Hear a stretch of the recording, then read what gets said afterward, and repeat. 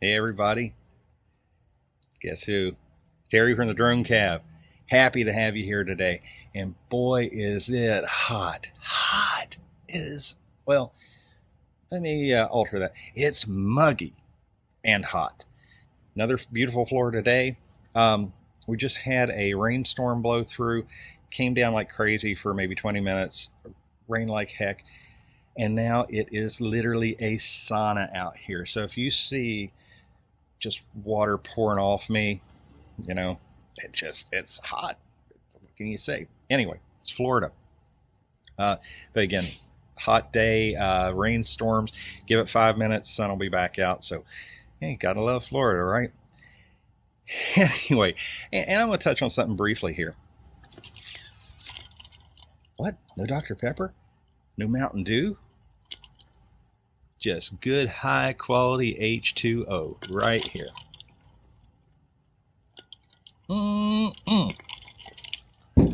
Because we're ramping back up fitness. What? Fitness? Yeah. Sort of a personal thing I'm kind of into. Long story short, been away from it a little bit, getting back into it. And what does that have to do with flying a drone? Well, I'm not going to get into it in this episode because this is a topic for an upcoming episode. How your fitness, how your well-being physically affects your ability to fly. And no place is it truer than here in Florida, where if you're outside for a long time, you can't always go find a nice shady spot, or you have to deal with the heat. You have to manage the heat. You have to manage your hydration. So there's a lot of stuff going on there. A good example is last week's episode. I showed some clips of a recent shoot I did where I was out shooting a boat, and there was a helicopter and all this stuff. The helicopter wasn't there. That was added later. Blah, blah, blah, blah, blah. Anyway, if you would have saw where I was working from, you would kind of get the idea. I was standing on a muddy riverbank, trying not to slip and fall the whole time I'm flying. You know, it's like standing on the roof of a house. It was a slippery slope, literally, but you have to be able to manage that. I was walking around. I was hopping on a boat, off a boat, the boat in the scene, actually, and moving around a lot. And it's a pretty physical thing. So flying a drone does get to be kind of physical. And the better shape you're in, the better you're going to be able to handle these situations.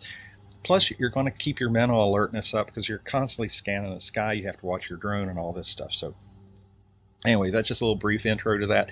Yeah, it's good to be healthy, all right? So anyway, moving right along. If you saw last week's episode, Friday episode of the Indie Brigade, you saw that it was me and David Madison and Joe Ridgely on the show.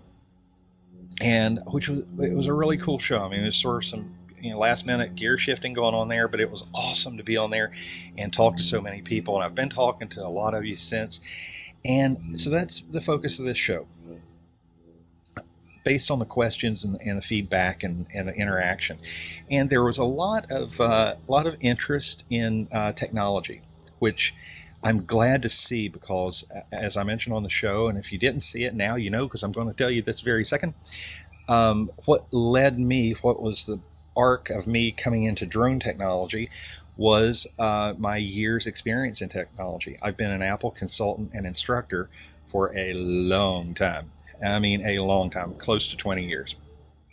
So I've been around lots of photographers, videographers, people in the industry, and helped work with their technology and data management for quite a while. And so that is something to be considered in everything you do with flying a drone. Flying a drone is a big part of the whole activity, managing an aircraft in the air. But remember, you're also operating a camera. You're also a cameraman. So you're doing two things at one time. And so there's a lot more that goes into it than just the drone and controller itself. You've got computers, you've got backup drives, you've got cloud storage stuff. You've got a lot of stuff going on. And there are good ways of managing that so you don't lose data or you break data or you have other things that could just really calls you a bad day, because you know how hard it is to go out and get a shot. Now compound that with a situation, we'll use the boat thing again, where you have to arrange for the actors, the boat, the location, do all that, get the shot. You get back, find out you didn't back it up or you lost the shot. Yeah, fun, right? How are you going to explain that one? So, a few things to keep in mind. And this is just going to be like a list of tips and tricks. We're just going to burn through a list here, and get in touch with me, because I'm sure this is going to light the fires of thought in some ways, so we can expand on this. I'm happy to talk to you one-on-one, or we can book a mentoring session and dig even deeper into it. But like out here right now, it's pretty darn hot, right? So heat, and this is sort of a common sense technology thing, heat is the biggest enemy of electronics. Well, maybe water, maybe a sledgehammer. I don't know. All those things are not good for electronics, but heat is a guaranteed enemy of electronics. So the first thing I want to point out is the obvious: a drone. Mavic Air 2, beautiful drone. See that thing on the bottom? See how it's kind of all got those channels cut in there? That's an aluminum heat sink. That's designed to wick heat away from the internals, from the processing board inside. So if that doesn't tell you one thing, right off. But notice the color. DJI has elected to use this light gray.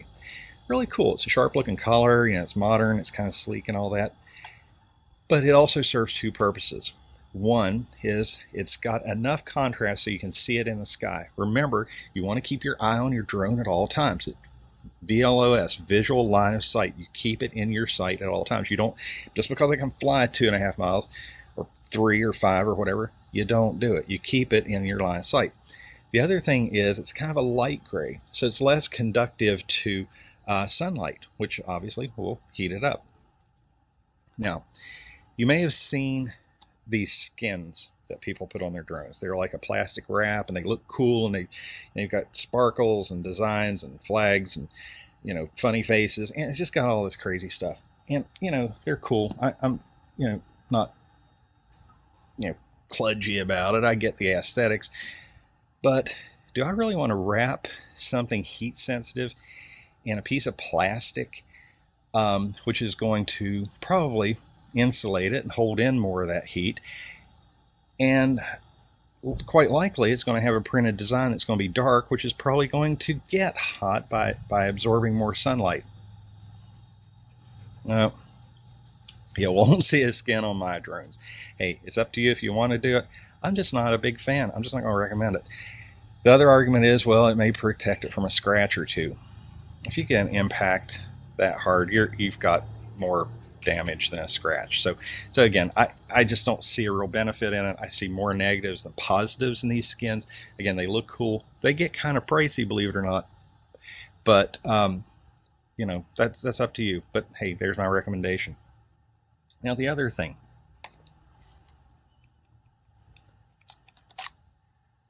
Pop this guy out of the bay.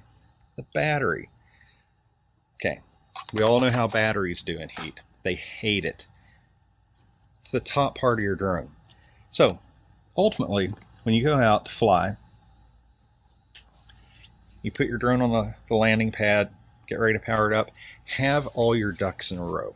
Have your pre-flight done, have your battery charged, have as much ready to go as possible. So that way you're not out there sitting on the landing pad in the sun forever, letting the drone heat up. That way you can get it in the air. Now, once it gets in the air, once it's powered up, most drones have an internal fan that will help keep the board inside cool.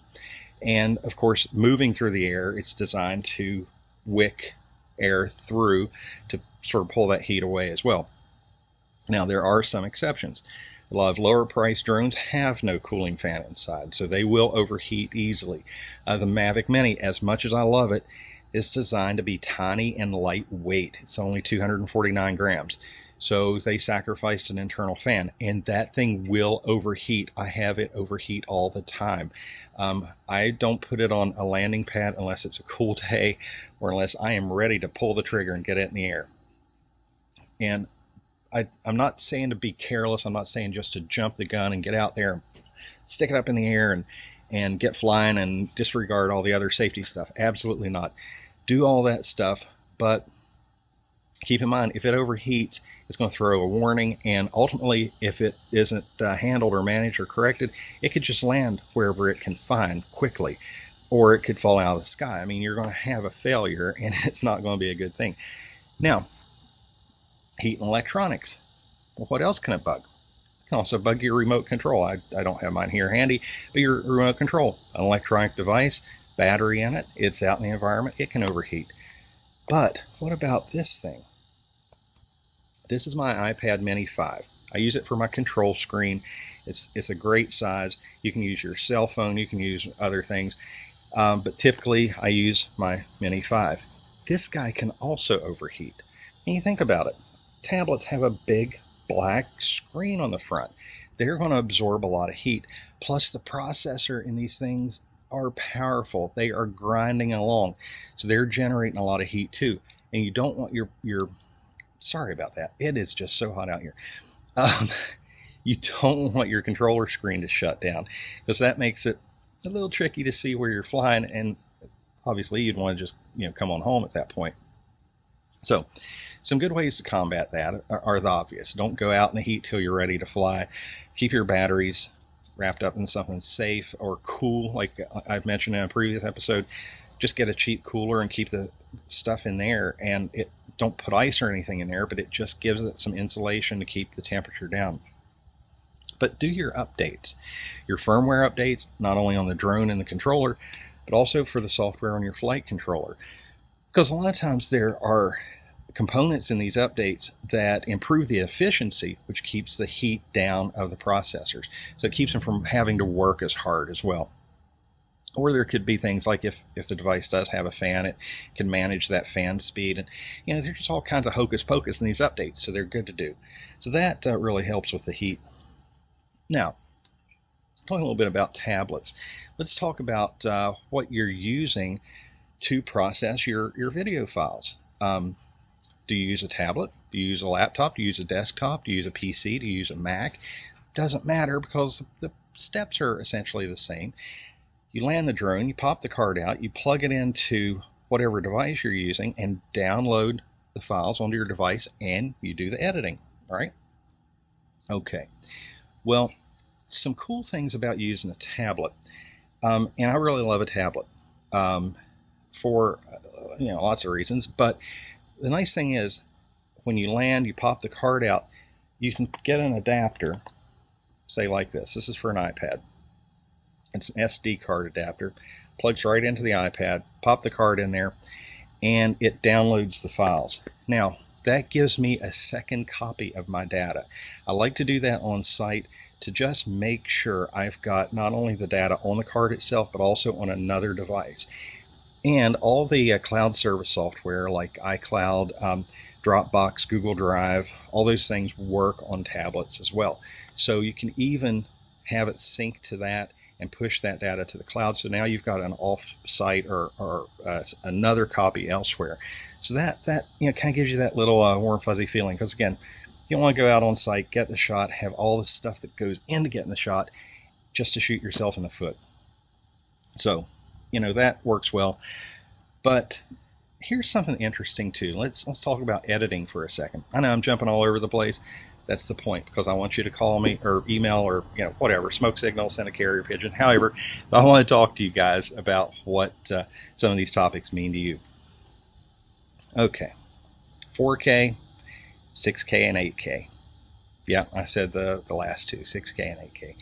Now, we're all familiar with 4K, and you can still get some fantastic shots in 2.7 or even 1080. The shot from the boat with the helicopter and blah blah blah, all that was shot in 2.7. So it's your needs, it's your technique, it's what you do with it. But a lot of stuff is shot in 4K, and that's cool. But you may have noticed, if you have been having some editing issues in 4K, that you might get a little stutter or judder. It chokes your computer, because 4K is pretty demanding by the fact that its file size is pretty big, right? So it's shoving a lot of data through your machine. And there are some ways to fight that. And it's not always the age of your machine, it's more the specs too. So don't think, oh, my machine's 2 years old, but I hate to ditch it and have to buy a brand new one. You don't necessarily have to do that. There's lots of upgrades that you can do to improve your performance. Processor power. Now we're seeing, mostly like 2.5 to 3.5 gigahertz. That should be plenty to crush your data. I mean, that's good muscle. Memory is typically the bottleneck. Load up as much memory as you can shove in your machine. If it can take 16 gigs, put 16 gigs in. If it can take 32, put 32. If it can take 64, put 64. Load that thing up with memory. It is the best bang for the buck. It's going to move the data through your machine much, much, much better. And it may solve the problem. At least it's going to improve the issue. So memory. Be sure and get the right spec memory. And again, I'm happy to talk to anybody about that. I've done it a billion times. So now hard drives. Drive is transitioning now. We're seeing more and more adoption of SSDs or solid state drives, which are very fast because there's not a mechanical spinning disk in there. So that lowers the read-write time considerably. For pulling data off the drive and writing it back to the drive. You will see some improvement there, but it's not the end-all be-all to performance. I've had so many people say, well, I put an SSD in there and I really didn't notice that much. Well, you're not, because you didn't balance the system. You didn't upgrade your memory along with that. It's not just the SSD that's going to save the day. I mean, you're going to notice things load faster and save faster. But the hard drive is not a processor. It's not going to add more speed in that respect. It's not memory, so it's not going to pass data between the drive and the processor any faster. It's kind of making sense now. You need to have a balance of components. You need to have, of the three biggies, the processor, memory, and hard drive, they need to be balanced better. So what's that going to give you? Well, the hard drive, of course, depending on how much storage space you need, will dictate which drive you go with. Again, memory and processor all just need to be balanced. Now, I am not going to beat a dead horse. I've been telling myself, biting my tongue, just stomping my own foot. Don't beat this to death.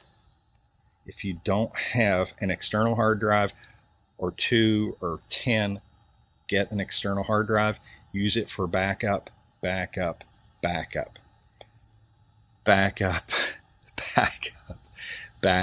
will preach backup till the end of time. I have went through so many crying sessions with people that have permanently lost data, or lost data that was recoverable to the tune of thousands of dollars, had they just bought a $75 backup drive and ran regular backups. It would not have happened. Back your data up. Always keep your data backed up. Don't keep 2 copies, keep 3 copies. It was important, keep 4 copies. You can copy this data so easy if you just take a few minutes and duplicate the files. Oh, how about that? Duplicating files. Before you start editing a file, never edit the original. Make a duplicate. If you have a bunch of files in a folder, duplicate that folder, back up the original folder, and work off the duplicate folder. Again, I've been down this road, and it's not fun. I mean, we can do data recovery. There's things like that that can be a life raft, but man, they can get very complicated, very expensive, and they're not guaranteed. So again, these little practices are going to really help things out and prevent you from losing your data, because there is nothing worse than losing that critical piece, and especially something as tricky as getting a drone shot where you have that many more things orchestrated. Boy, it can really put a tear in your beer, right? So anyway, we'll talk a little bit about a few editing apps, and then we're going to wrap it up, because I'm just like yakking you to death today, right? Oh, wait, hydrate.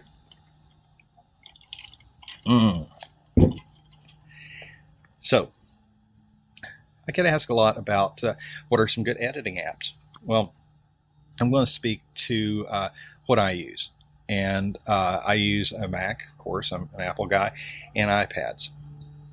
So for basic editing, if I really just need to turn something out nice and quick, I use iMovie. It's free. It has some pretty good tools in there. It's got some transitions and effects. It's a lighter weight app. It's not tough to use, especially for beginners. And the cool thing is, it also works on iPad. They have iMovie for the mobile devices as well as the desktop, and they're pretty similar to use. So once you get used to one, it's a pretty easy transition to the other, and you can share your files and do a lot of other stuff like that. So it's a good introduction or a good portable app to use. And again, you can't beat the price. Now, going for something a little more professional, or should I say a lot more professional, it costs a few bucks, but it's Final Cut Pro, and you're familiar with that, I'm sure. It's kind of the standard, and it's like iMovie on turbo steroids. It looks and kind of feels similar because, of course, it's an Apple product. So it's if you start off using iMovie, or if you're already familiar, Final Cut's kind of a smoother transition because things kind of make sense. It's almost like you're at home, but a much bigger home. So it's really cool. Now, I've got a friend. I haven't used this app. I'll just mention it as an alternative because he is just absolutely in love with it. He's a drone cinematographer. It's called Filmora 9, and I think it's about $80. They do have a free trial, and again, I haven't used it. I just haven't fit it into the schedule, and I really don't have a need because I'm happy with the others. But it looks pretty good. So, those are some options there. Now, another app, though, if you're an iPad user, or you want to do some better editing on your mobile device, maybe you travel a lot, maybe you're going to rely on your iPad, and you don't have to have an iPad Pro. I have regular iPads, and I use if I can get it loose here, the Apple Pencil. So it really makes it easy to work the scrubber bar and select options and work in the timeline and all that. So a tool that I like to use on my mobile device is called LumaFusion. It's about it's like $20 or $30, I can't remember, but it's getting closer. And it's not a replacement, but it's kind of going down the road more of like a Final Cut for the iPad, for the mobile devices. It has much more robust editing, control features, and a cool thing about it is it supports LUTs. If you're not familiar with what a LUT is, a LUT, L-U-T, is a lookup table. And in just a basic description, it's kind of like a predefined setting for color correction. So it can, what would be a good example? Like a LUT that would make like the sky pastel, or really make colors pop, or just kind of apply an encoded bunch of settings to give a certain look, like a vintage look or something like that. So you can use LUTs not only in something like Final Cut for your desktop, but also in LumaFusion for your tablet. So it does, again, give you a little more flexibility and muscle that way. For photo editing, of course, the Photos app has some basic editing. It's really basic, but it's all right. And there's some Adobe apps there, and they're all fine and good too. But we are trying to avoid subscriptions and that kind of thing. Pixelmator and Affinity Photo are fantastic photo editors. They let you do panoramas, they let you do retouching, they let you do some really knock it out of this world stuff. They're not free, but I don't think they're more than $20 or $30. And if you're going to do a lot of photo editing, those two are fantastic. So anyway, man, we've been all over the place today, right? We talked about fitness and heat and drinking water and tablets and cables and backup drives and burning batteries up and taking a sledgehammer thing. So anyway, it's always a fun episode. I love talking to you all, and I do hope to hear back if you have any questions, any feedback, if you're stumped with a piece of software, if you want to dig deeper into the back end of your technology, like your computers, and see what we might be able to do to help turbocharge your machine some. Because again, if your machine is having a rough time with 4K now, we've got 6K and 8K on us. I mean, the Autel Evo 2 now is shooting in 6K and 8K. So if your 4K data is this big, Just imagine how much bigger those files are and what the demands on the computer is. So get in touch with me. Drone stuff, small camera systems, back-end computer stuff and technology, backup drives, any kind of that stuff that's in the periphery, the orbit of what we do here. Let me know. That's what I'm here for. Terry at blackdogdroneops.com, or I'm a mentor here at the Indie Brigade. And come on, check out our Twitch channel. Of course, we're on Facebook and YouTube, have been forever, but check out our Twitch, join our Discord. All the links are going to be in the description. No excuse, right? They're right there. All you got to do is click, give us a like, subscribe, come over to Discord, chat with us. There's always somebody on there talking. And so look forward to seeing you next week. Have a great one.